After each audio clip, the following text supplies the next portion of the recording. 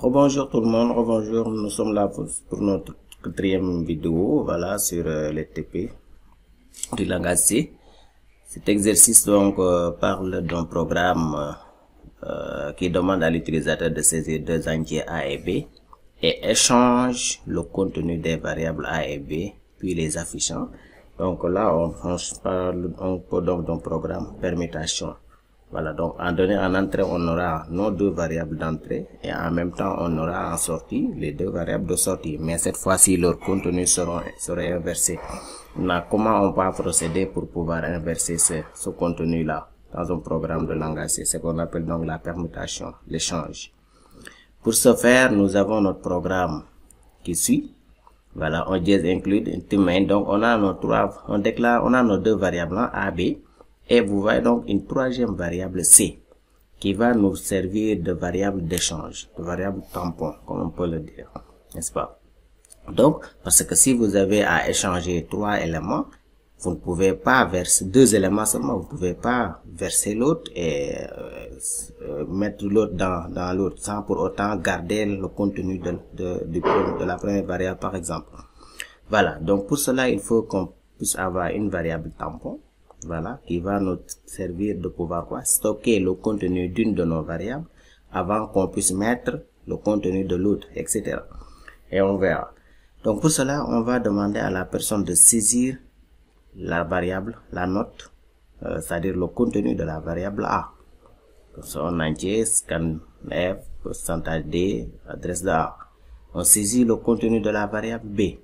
Scan F, pourcentage D, adresse de B. Maintenant, quel sera le rôle de la variable C? C'est là où la variable C va venir et on va ranger dans cette variable-là le contenu de A. Pour cela, maintenant, si on vient ici pour affecter à nouveau à A le contenu de B, même si le contenu ancien de A est écrasé, on a toujours gardé quelque part, n'est-ce pas? Donc, A maintenant va prendre le contenu de B.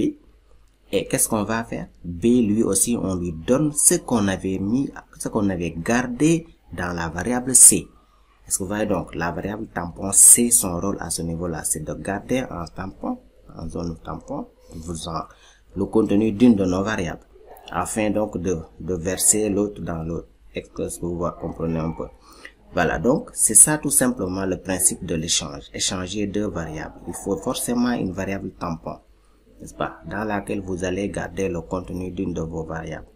Donc après ça, qu'est-ce qu'on va faire? On affiche la nouvelle valeur de A et pourcentage D A, la nouvelle valeur de B et pourcentage D B, parce que la nouvelle valeur actuelle, comme on a réaffecté ces deux valeurs là qui sont là via la zone tampon, on verra que donc ils seront permutés. Donc ici, donc si on résume, on demandait d'écrire un programme qui saisit deux entiers A, B et qui permet d'échanger leur contenu, n'est-ce pas? Donc ceci étant, donc le programme demande d'abord de saisir les valeurs de A et de B et on a une variable tampon qui va nous servir de garder en réserve le contenu d'une de nos variables.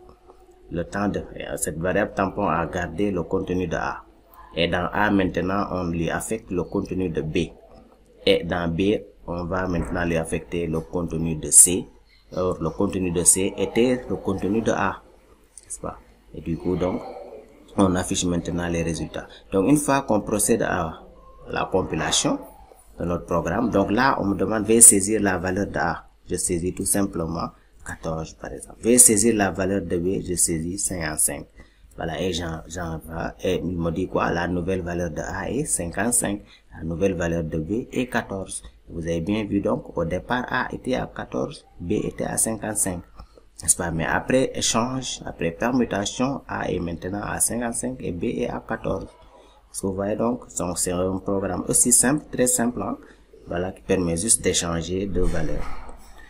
Voilà, merci beaucoup à vous tous et à très bientôt pour une nouvelle vidéo, toujours dans cette série de TP sur le langage C. Merci beaucoup à tout le monde. À bientôt.